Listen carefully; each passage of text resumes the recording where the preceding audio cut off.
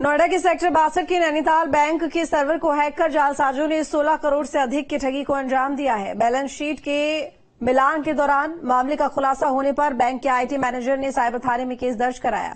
Police IP address के आधार पर बदमाशों की पहचान में जुटी हुई है।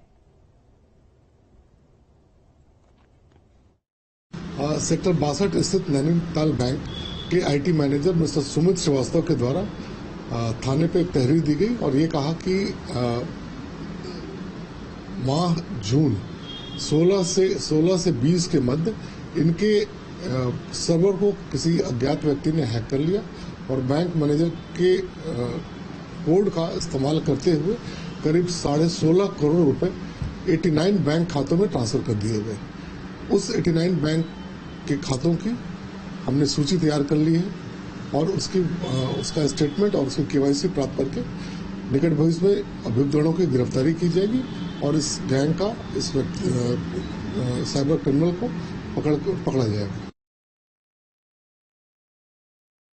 साइबर अपराधी लगातार नोएडा में एक के बाद एक निशाना बना रहे हैं। ताजा मामला नोएडा के सेक्टर 62 स्थित नैनीताल बैंक का है। इस बैंक के 16 करोड़ रुपए साइबर अपराधियों ने तकरीबन 90 अलग अलग बैंक खातों में ट्रांसफर कर लिए। 16 जून से लेकर 20 जून तक साइबर अपराधी लगातार बैंक के सर्वर में सेंधमारी करते रहे और बैंक के किसी कर्मचारी को उस वक्त इसकी भनक तक नहीं लगी। जब जानकारी हुई, बैलेंस शीट मिलाई गई तो इस बात की जानकारी हुई कि बैंक के खाते में मौजूद 16 करोड़ रुपए 11 राज्यों के अलग अलग तकरीबन 90 बैंक खातों में ट्रांसफर कर लिए गए।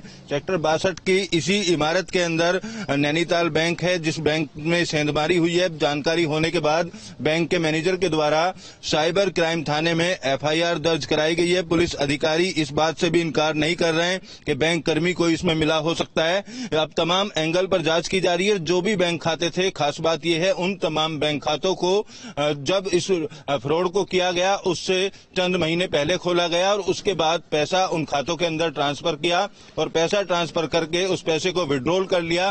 फिलहाल वो बैंक खाते उन बैंक खातों के अंदर अब कोई पैसा मौजूद नहीं है। 16 करोड़ रुपए की बड़ी रकम को यहां पर साइबर ठगों ने ठगा है। फिलहाल बैंक का स्टाफ भी अपनी इंटरनल जांच कर रहा है और आरबीआई भी इस पूरे मामले में इन्वॉल्व हो चुका है।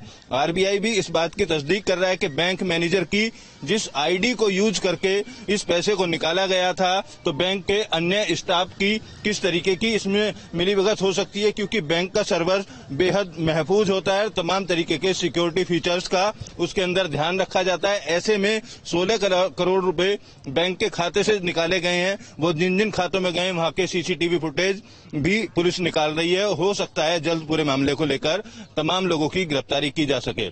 वीडियो जर्नलिस्ट सुभाष चंद्र के साथ अमित चौधरी, न्यूज स्टेट, नोएडा।